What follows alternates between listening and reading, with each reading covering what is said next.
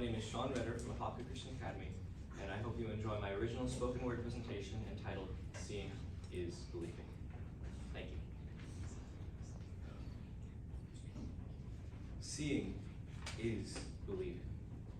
And people don't want to believe in what they can't see. Right now, you see me, you hear me, you know that I'm real, but here's the ordeal. You've never seen God face to face, and yet you're expected to believe by faith. But that doesn't change our human ways that always persist to come back and say that seeing is believing.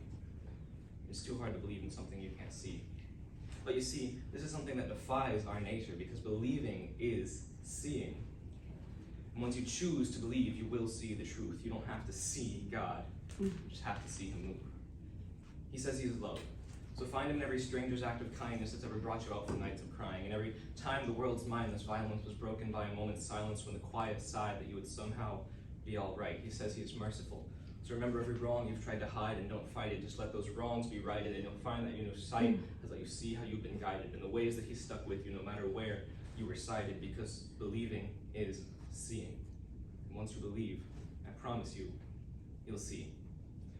But if you can see once you believe, and seeing is believing. It sounds so simple. Why do so many not believe? Maybe there's just not enough to see. Maybe the reason so many don't believe in God is because all they've ever seen is a facade of love, and a facade of grace, and a facade of mercy that pretends to forgive what you've done and then shoves it right back in your face.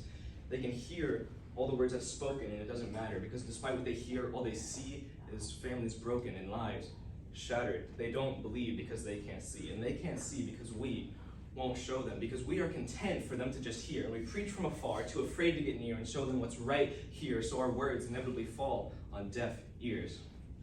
We sing songs that are slow, and we call that worship, denying the work that it takes to do something that's worth it, denying the boldness that God demands, the boldness that it takes to lay hands on the sick and heal, to share with the weary souls what he has revealed, denying that which shows the begging masses that maybe a loving God could be real.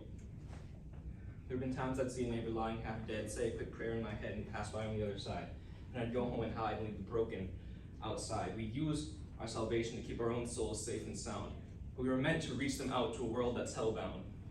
But that means standing out in a crowd. And people don't like it when we get too loud. And it's so much easier to just take what we're given and bury it deep in the ground. We can't be afraid to stand up for what's right, because living for Christ is a battle you fight every time you see someone struggle. You're not staying humble when you stay in your pew and mumble the words to a hymn when the church lights go dim so you can stay content and stay in your bubble. Jesus is a light you cannot cover up. This world doesn't nearly have love enough, so practice what you've been preaching. Stop overthinking and start reaching. Don't turn a blind eye to the reasons heaven's grieving, because seeing is believing. If you want people to start believing, you better give them something to see. Thank you.